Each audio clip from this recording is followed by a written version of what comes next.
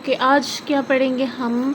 आज हमारा second topic है कंपाइलेशन वर्सेस इंटरप्रिटेशन। तो ये दो प्रोग्रामिंग के मेथड्स होते हैं, ठीक है। इन दोनों को, ये कंपाइलेशन और इंटरप्रिटेशन, ये नाम से अलग अलग लग रहे हैं, देखने में भी अलग लग रहा है कि कंपाइल करता है या इंटरप्रेट करता है, लेकिन ये कोई एग्जैक्टली एक दूसरे के ऑपोजिट नहीं है। इनके बीच में एक ब्लरी सी लाइन है जो इनको अलग करती है, ठीक है।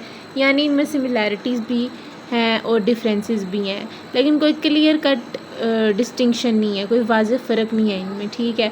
तो पहले हम देखते हैं कि प्योर कंपाइलेशन क्या होती है। अब प्योर की बात क्यों हमने की, क्योंकि कुछ प्रोग्रामिंग लैंग्वेजेस, बल्कि मोस्ट प्रोग्रामिंग लैंग्वेजेस जो होती हैं आजकल जो यूज़ हो रही हैं, उनमें कंपाइलेशन और इंटरप्रिटेशन दोनों का मिक्सचर यूज़ हो रहा है। तो इसलिए हम देख रहे हैं कि अकेली कंपाइलेशन क्या है, प्योर कंपाइलेशन क्या है, इंटरप्रिटेशन भी देखेंगे प्योर क्या होती है। तो प्योर कंपाइलेशन क्या होता है कि इसमें एक प्रोग्राम जो है कंपाइलर से वो एक बार ट्रांसलेट हो जाता है मशीन कोड में और फिर वो कंप्यूटर में डायरेक्टली रन करता है, ठीक है। यानी यहाँ पर कंपाइलर की जॉब ख़त्म हो गई है, ठीक है।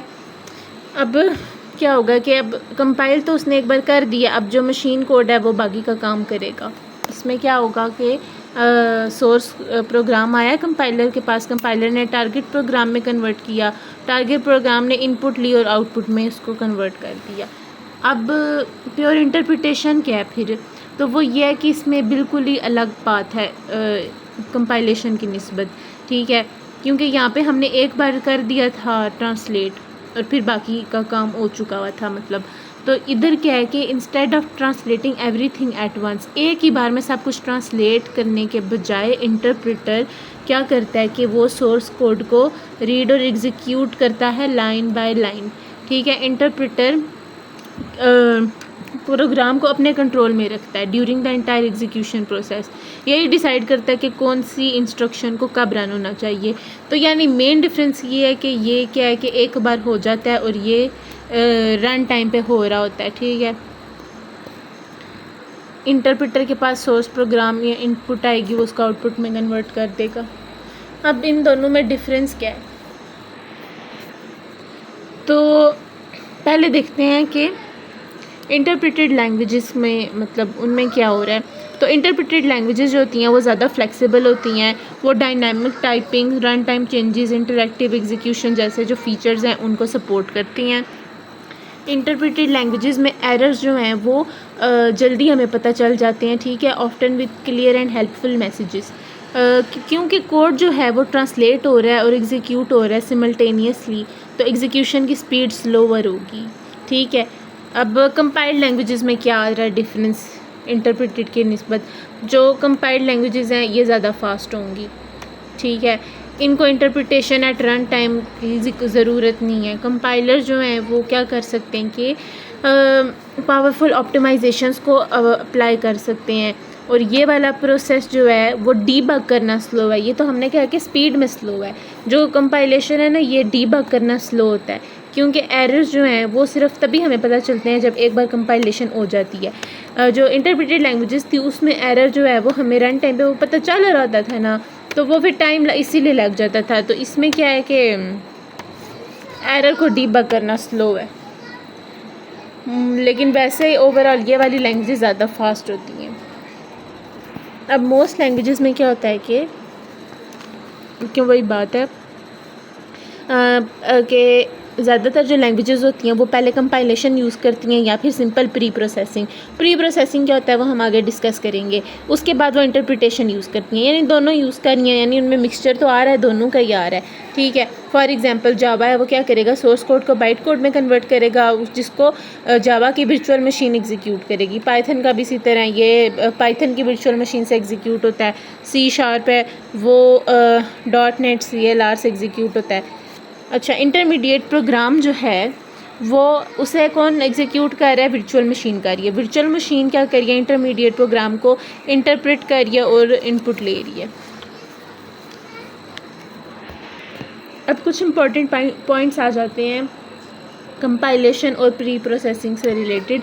तो कंपाइलेशन जो है वो ट्रांसलेशन है, लेकिन क्या कि ये क्या करती है, मशीन को डायरेक्टली प्रोड्यूस नहीं करती, ठीक है। कंपाइलेशन मतलब इसको लाजमी नहीं है कि ये डायरेक्टली मशीन कोड प्रोड्यूस कर दे।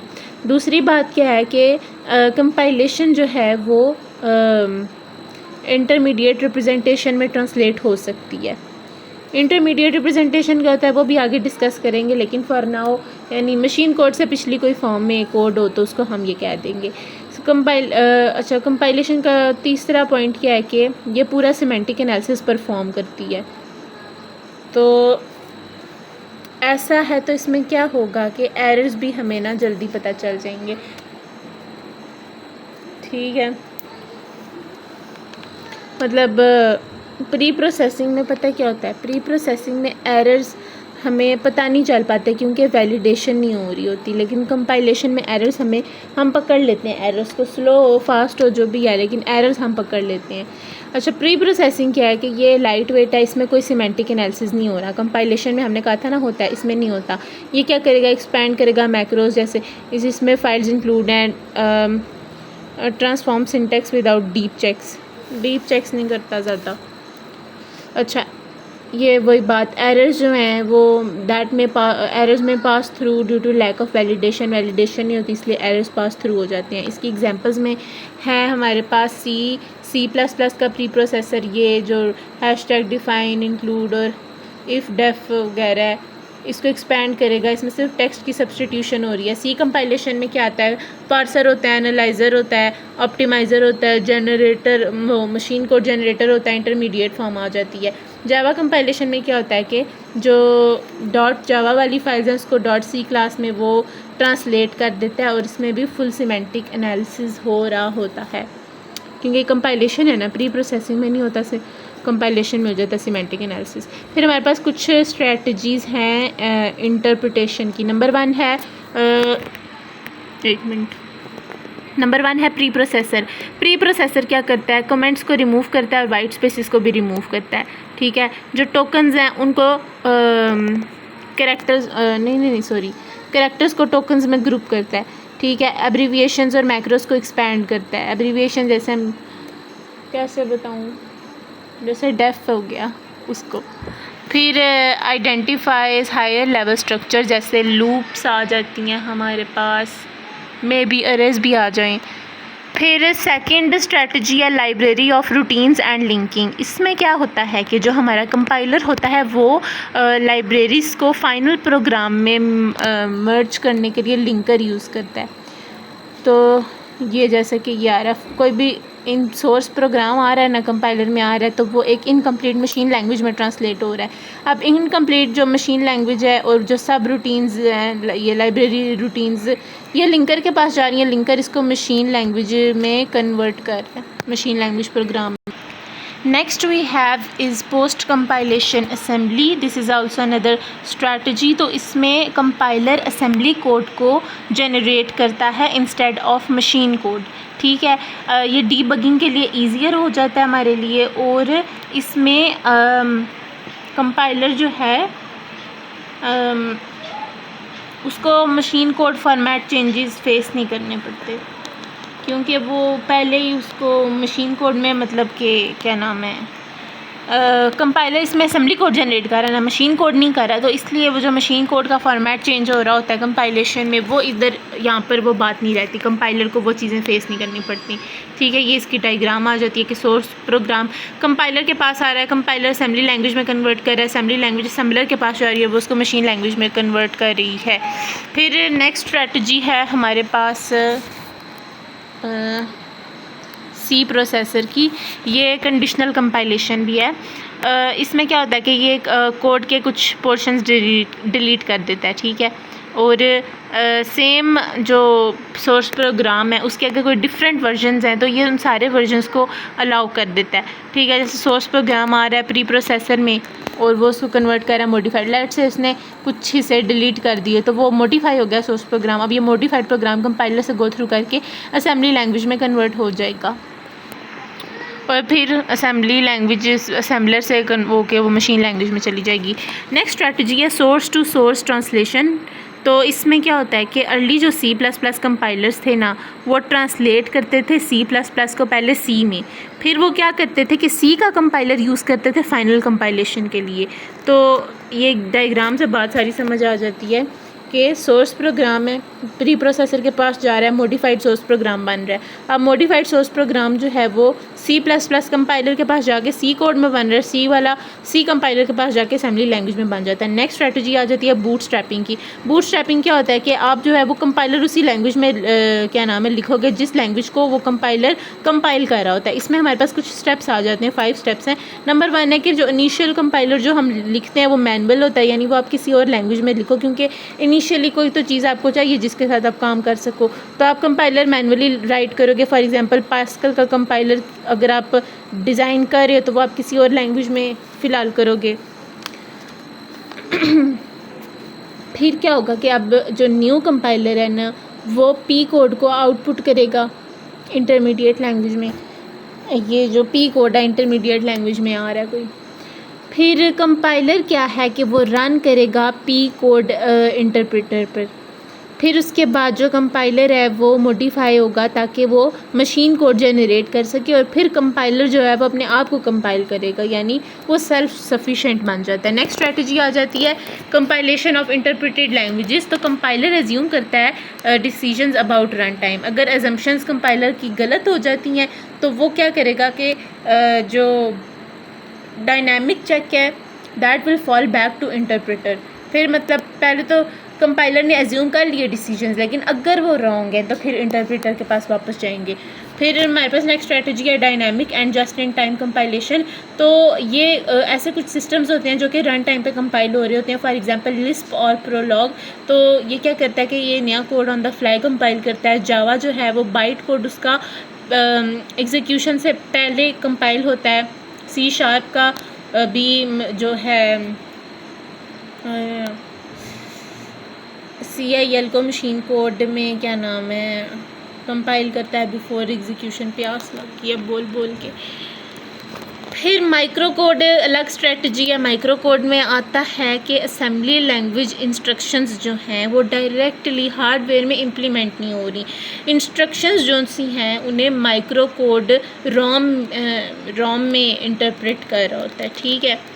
फिर नेक्स्ट स्ट्रेटजीज़ यहाँ पर ख़त्म हो गई हैं। नेक्स्ट एक और बात आ जाती है सिलेक्टिव कंपाइलेशन और अनकन्वेंशनल कंपाइलर्स की। तो कुछ कंपाइल्ड लैंग्वेजेस को मतलब कंपाइल हुई भी लैंग्वेजेस हैं फिर भी उन्हें इंटरप्रिटेशन की ज़रूरत होती है कुछ पार्ट्स के लिए। तो जैसे टेक्स्ट फॉर्मेटर्स है हमारे पास, और ये कुछ मतलब हमारे पास ना अनकन्वेंशनल कंपाइलर्स हैं। अनकन्वेंशनल कौन से, जो कि हम आमतौर पे यूज़ नहीं कर रहे होते, ठीक है, वो ना इतने फेमस हैं, इतने यूज़ में भी नहीं है। तो वो ये है सिलिकॉन कंपाइलर, SQD प्रोसेसर जैसे SQL के लिए हो गया। अब हम ज़रा सा कंपाइलर का ओवरव्यू, कंपाइलेशन का ओवरव्यू देख लेते हैं। तो पहला स्टेप आता है स्कैनिंग का। स्कैनिंग क्या होता है कि वो प्रोग्राम को टोकन्स में डिवाइड कर देता है। टोकन्स होते हैं स्मॉलेस्ट मीनिंगफुल यूनिट्स को हम कहते हैं, ठीक है। इससे क्या होता है कि हमारा टाइम बच जाता है, ठीक है। अगर हम कैरेक्टर बाय कैरेक्टर प्रोसेसिंग करेंगे तो वो स्लो होगी, लो नहीं स्लो।